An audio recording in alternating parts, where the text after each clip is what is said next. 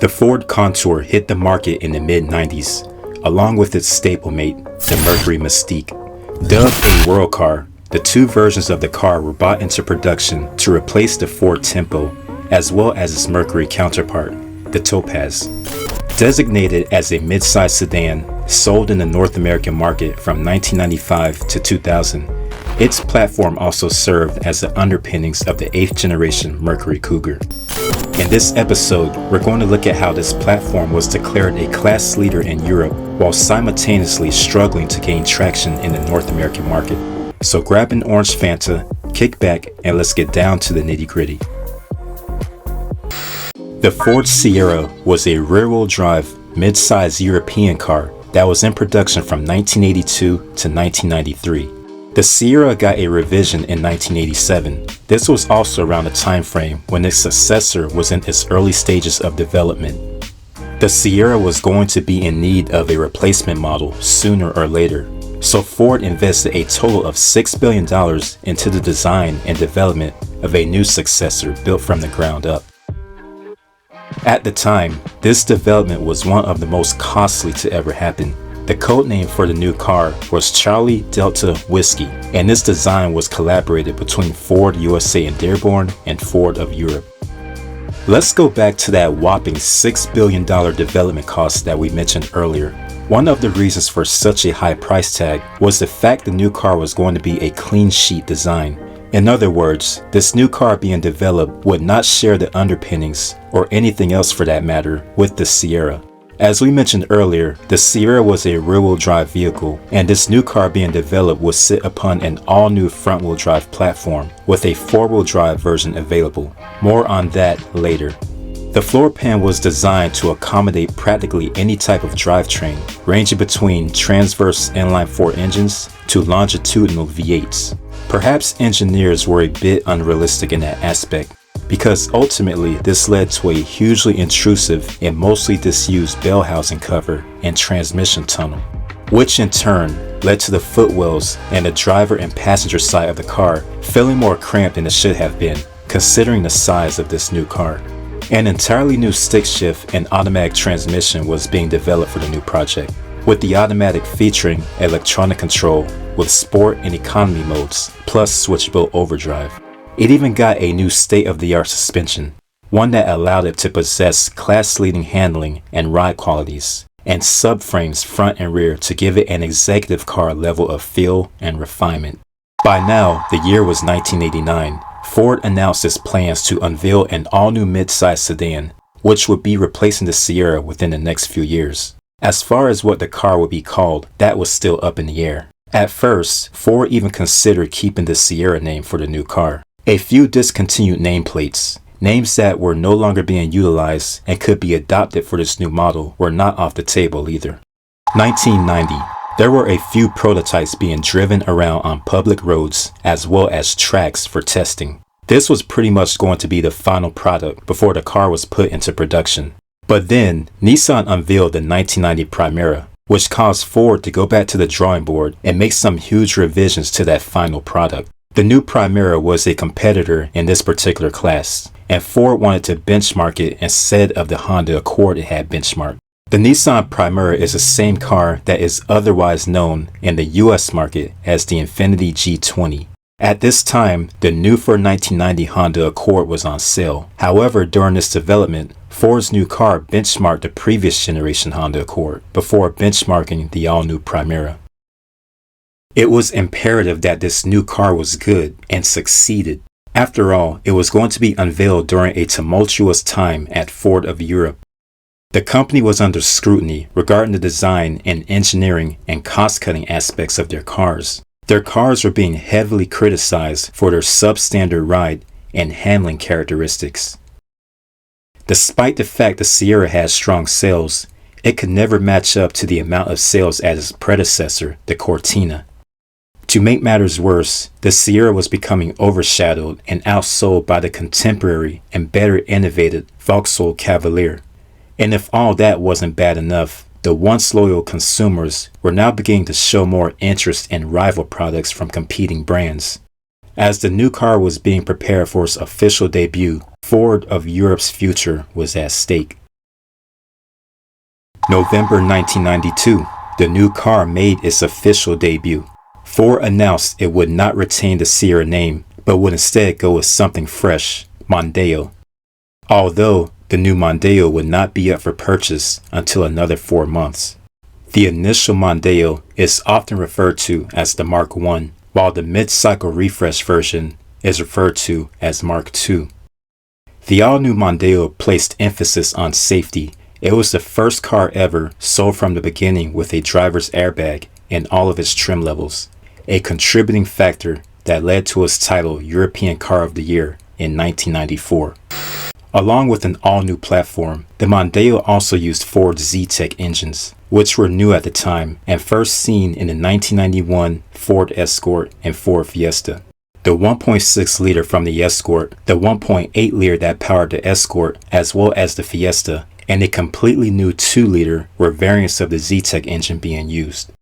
Ford briefly sold a version using the 2-liter Z-Tech engine and 4-wheel drive, available between 1995 and 1996 on cars with certain trim levels.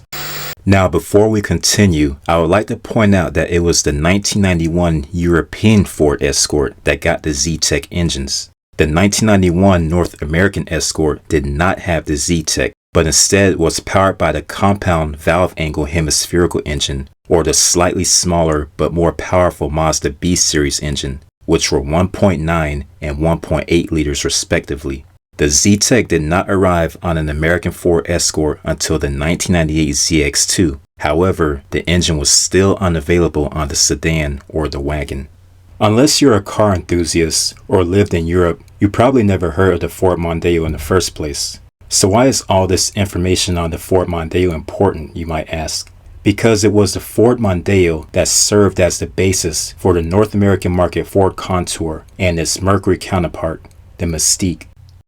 Being derived from the Ford Mondeo Mark I, the Contour and Mystique shared the Charlie Delta Whiskey platform with its European cousin.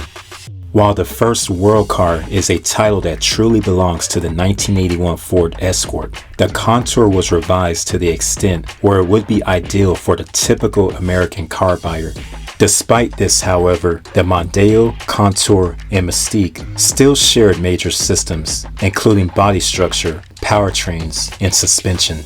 Built at Kansas City Assembly and going on sale in 1994 as 1995 model year cars, the Contour and Mystique's primary mission were to replace the Tempo and the Topaz, which were definitely getting long in the tooth by now. Filling in the slot between the Escort and the bigger Taurus, the Contour was marketed as a midsize sedan, although the EPA classified it as a compact, with it being only slightly larger than the Tempo it replaced. Likewise, on the Mercury side, the Mystique was positioned between the Tracer and the larger Sable. While the Mondeo has several body styles, including a hatchback and wagon, the Contour and its twin were only available in sedan format. At first, there were 3 trim levels: the GL, which was the base model, the LX, that added nice features, and the sporty-oriented SC trim.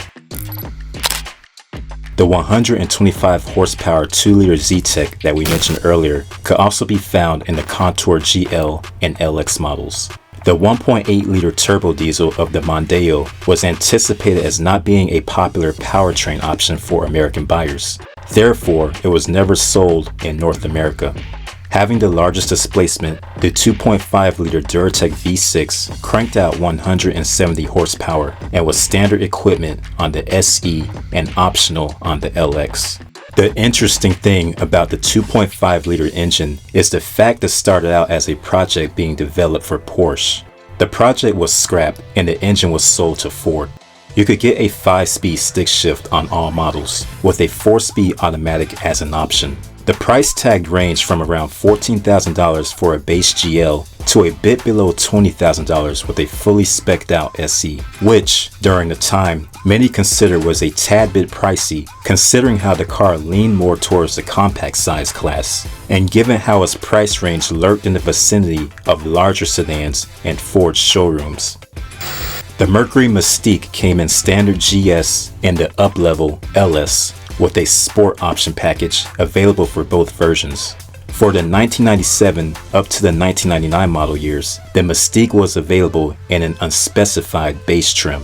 In April 1996, Ford rolled out the Sport model in both the 2-liter Z-Tech and the 2.5-liter V6. The Sport model was an option in both SE and GL series. Across the pond, 1996 was the same year the Mondeo got its mid-cycle refresh, sporting a new grille, larger wraparound headlamp units, and a revised interior. This newly refreshed Mondeo was referred to as the Mark II. At Ford dealerships in the United States, we got to see a refreshed version of the Contour and Mystique in January 1997 for the 1998 model year. The two models sported a fully redesigned front fascia, front and rear quarter panels, headlamps, and tail lamps. The Mondeo and the Contour added the model name to the rear door behind the passenger window, while the Mercury simply added its badge. Overall, the styling was more adventurous. Looking at the Mark II Mondeo and looking at the refreshed Contour, we can see that the front ends are nearly identical. However, when we compare the two models posterior, we can see two completely different design languages. Across the pond, the Mondeo saw a tremendous amount of success and was instantly declared a class leader. The Mark II was a great seller, being Britain's third best-selling new car between 1996 to 1998. Nevertheless, in 1999, it dropped into 6th place and was outsold by its number one competitor, the Vauxhall Vectra.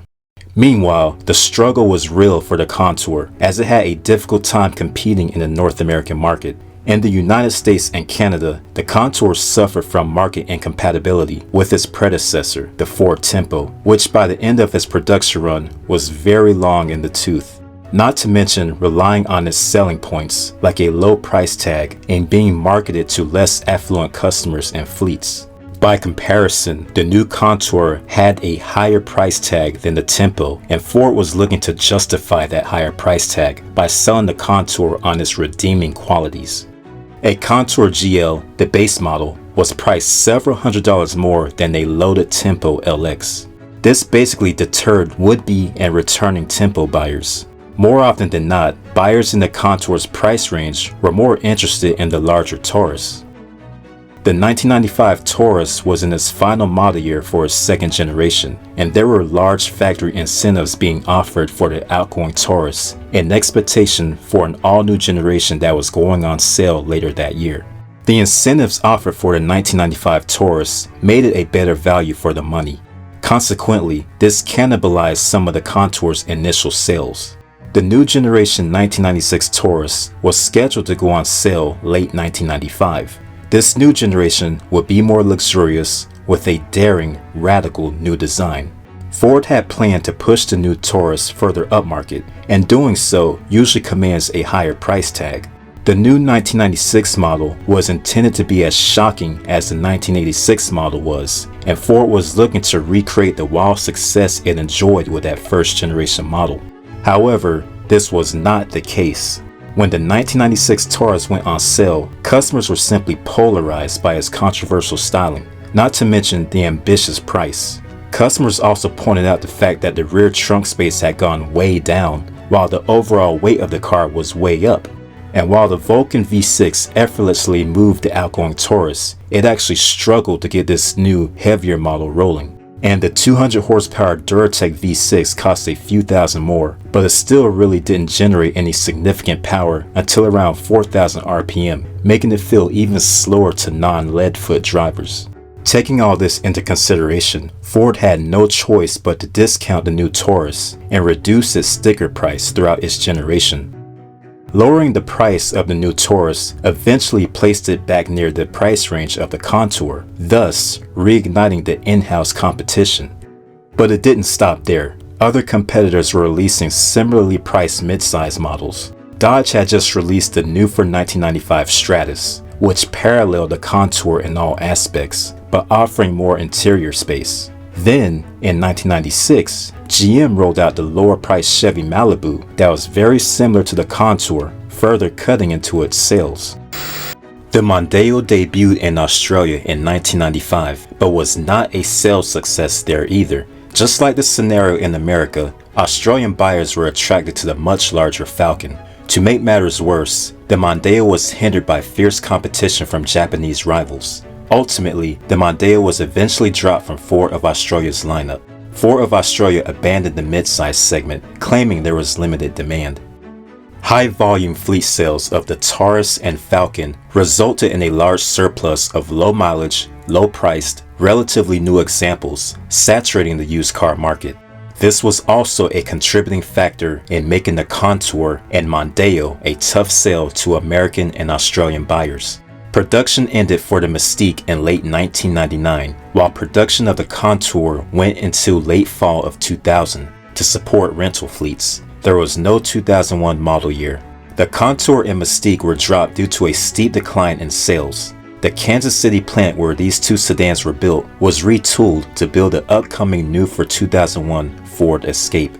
One of the main gripes was regarding the interior. Compared to competitors like the Stratus, it was mentioned that the Contour was cramped and sized more appropriately for Europe, not America. Despite those complaints, many commended the car for its European handling and V6 power. Ford began marketing the Focus in October 1999 for model year 2000. As the Contour was making its way out the door, the new compact Ford Focus was settling in. Consumers that were looking for a mid-size sedan were attracted to the Taurus, and those searching for a smaller car with a smaller price tag went with the compact Focus. But realistically, the cancellation of the Contour created a void within Ford's lineup, since the Focus wasn't necessarily a confirmed direct replacement for the Contour. The engineering, development, and design for the third-generation Ford Probe was already underway by the mid-90s. Whereas the second-generation Probe rode on the Golf Echo platform shared with the Mazda 626 and MX-6, this new generation Probe being developed would instead sit atop the same platform as the Contour and the Mystique, the Charlie Delta Whiskey platform. The second generation Probe's final model year would be 1997, with the new third generation planned for a 1998 release. Things didn't go quite as initially planned. Ford now confirmed that some of its coupe models will be completely dropped from the lineup, including the Thunderbird and the Probe. Mercury dropped the 7th generation Cougar from its lineup, and Lincoln announced its plans for the cancellation of the Mark 8 after the 1998 model year. This just so happened to be around the time the New Edge Mustang was entering showrooms, and the Escort ZX2 that we mentioned earlier in this video was also about to be phased into the lineup. Although the new Probe that was based on the Contour was still going to be produced, it ultimately would get converted to a Mercury, acquiring the Cougar nameplate. The reason behind the sudden change was the realization that another sporty coupe in Ford's showrooms would cannibalize a chunk of the new Mustang and ZX2 sales. Once the Contour was dropped, the new 8th generation Cougar kept the platform alive until it itself was dropped after the 2002 model year with no successor. Okay, so this concludes part 1, and we will return with part 2 where we will finish discussing the Contour. Thanks for coming out to the show, and we look forward to seeing you in the next episode. Until next time, this is your host Rob, and thanks for tuning in to Antique Tags.